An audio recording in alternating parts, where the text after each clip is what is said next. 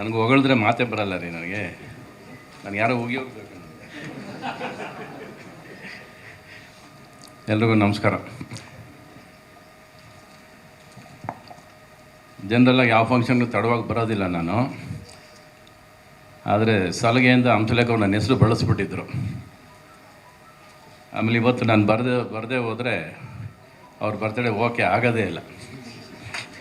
ಅದಕ್ಕಾದ್ರೂ ಬರಲೇಬೇಕು ಅಂತೇಳಿ shooting cancel ಮಾಡಿ ಕನಕಪುರದಿಂದ ಓಡಿ ಬಂದೆ ನಾನು. ಆ್ಯಕ್ಚುಲಾಗಿ ಇವತ್ತು ಲಾಸ್ಟ್ ಡೇ ಶೂಟಿಂಗ್ ಇತ್ತು.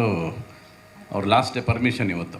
ಸೊ ಅವರು ಇನ್ನೊಂದು ದಿವಸ ಶೂಟಿಂಗ್ ಕೊಡಲ್ಲ ಅಂತಿದ್ರು. ರಿಕ್ವೆಸ್ಟ್ ಮಾಡಿ ಇನ್ನೊಂದು ದಿವಸಕ್ಕೆ ಪರ್ಮಿಷನ್ ಹಾಕ್ಕೊಂಡು ಇಲ್ಲಿ ಇವತ್ತು ಬಂದಿದ್ದೀನಿ ನಾನು. Happy birthday Raju.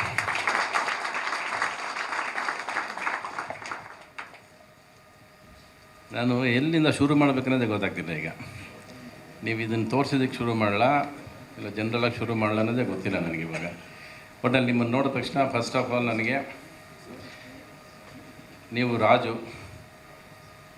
ರಾಜನಾಗಿ ನನ್ನ ಪರದೆ ಮೇಲೆ ಮೆರವಣಿಗೆ ಮಾಡಿಸಿದ್ದು ನೀವೇ. ನನಗೆ ನಾನು ಏನೇ ಸ್ಟೇಜಲ್ಲಿ ಮೆರವಣಿಗೆ ಮಾಡಿದರೆ ಮೆರೆಸಿದ್ರೆ ಅದು ನೀವು, ನಿಮ್ಮ ಹಾಡುಗಳು ನನ್ನನ್ನು ಒಂದು ಕ್ರೇಜಿ ಕ್ಯಾರೆಕ್ಟ್ರಾಗಿ ಕ್ರಿಯೇಟ್ ಮಾಡಿರೋದು.